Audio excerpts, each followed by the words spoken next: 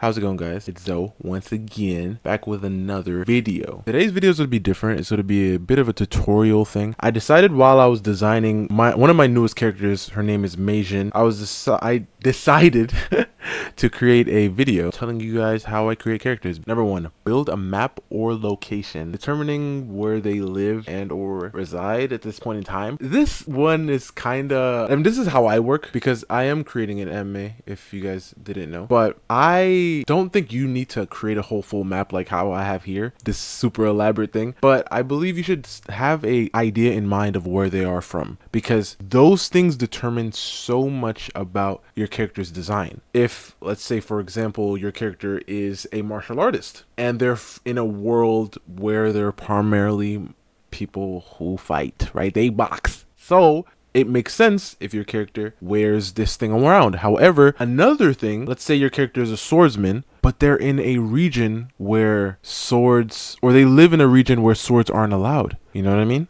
Now you have to think about, do they have a sword but it's hidden? How do they look with that in mind, right? So I always think about these intricate things. And with this character right here, Mei Xin, as you can tell, probably her name is of Chinese origin. In my world, there is a location called the Longhuo Empire, and that empire is inspired by ancient China, more Ming and Qing dynasty. So her location plays a part in not only her name but in her design. There are a lot of elements in there that give the essence of ancient China, as like, you know, her armor, some pieces of her armor, this hairpin she has in her hair, this tie thing that she ties around her waist and everything. It's all little subtle little bits of elements showing where she is from, even though what I'm gonna say later is gonna change it up. So yeah, make sure you stick around. Number two, place them in a team and or guild. This thing really helps, especially when you're trying to make memorable characters. When you place them in a team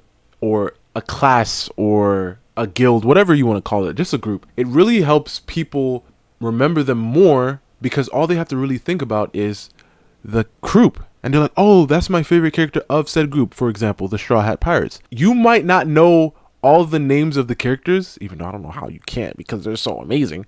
But you could remember the woman with the hands, Nika Robin, by the way, if you guys didn't know her name. But that's another thing that you can add onto it. By adding them to a team, it makes them memorable. Oh, I like the guy with the mask on Captain Kid's crew, which is killer, by the way, right? Dope character, and I love his design also. But that's another thing that you can do by adding them to a team. It makes them memorable, and you can also think about the designs like relating to each other. For example, Mei Xin right here, she is a knight in the Beloria Empire under Countess Ingrid. These are just little subtle things, little characters and stuff from my world. But if you were to look at her captain, which is Miriam, you'd notice that her design has elements of similarities. And obviously it makes sense because they are a team. They are on a team, which means when you look at her shoulder pads, even though her chest plate is different, she still has the emblem that Miriam has on hers. And even though her bottom area and her wrist straps are different, she still has elements. So this is why it's really important, or it's really helpful if you want to put your characters in a team. And I guess like you really don't need to create everybody else, because I guess that's just going to add another element of issues when you're creating characters, to have to create more characters just to create one character that's memorable. But last but not least, the last point, number three, is add elements of their backstory into their design. This thing takes a little bit more effort, I think, than the rest of them. I mean, actually, I feel like these are all pretty equally beneficial, but adding elements of their backstory or where they're from, adding, you know, like with the location and everything, adding all these elements into their design really helps making the character feel a lot memorable. For example, Mei Xin again. She has, like I said, she's from the Longhuo Empire, which is inspired by ancient China, the Ming Qing dynasty, kind of a mixture of them two. Her hairpin is inspired by like hairpins that they had in ancient China, but that hairpin specifically was given to her by her sister when she was younger, her sister who she lost. And these are little bits and pieces that I thought about in her design. For example, that big scar she has around her face. The reason she has that scar was because, like I said, she's from the Longhuo Empire. However, when the emperor of the empire when he sends women to other nations, unless it's for like to marry them off, he doesn't want these women to be getting married outside of his empire.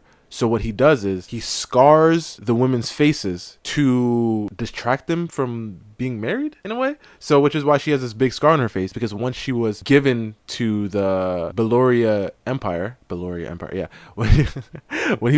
when she was given to them, he scarred her face so that she would be excluded from being married. But that's just another little bit and thing. There's other little hidden things there. I think I'm just gonna let her story speak for herself. I don't want to give too much away. But that's another thing that you can really add that really makes your character memorable, because you could just look at her and be like, oh, the lady with the hairpin and the scar on her face. Oh, I remember her. I don't remember her name, but I remember her because of that scar, or I remember her because of that hairpin. Because of that hairpin was from the, you know what I mean? All these little things are really good to add, like good things to add when you're making memorable characters. However, I think you should stick between like a few of them. Don't add too much, because you want them memorable, but don't just add everything that you can think of that would be cool. Try to think deeply, right, of the character. And another cool thing about this character is that she loves food. She loves food a lot. And her sister, she used to cook for her. Her sister was a, what do you call it? Like, she cooked food in like taverns and stuff. And what happened was she died from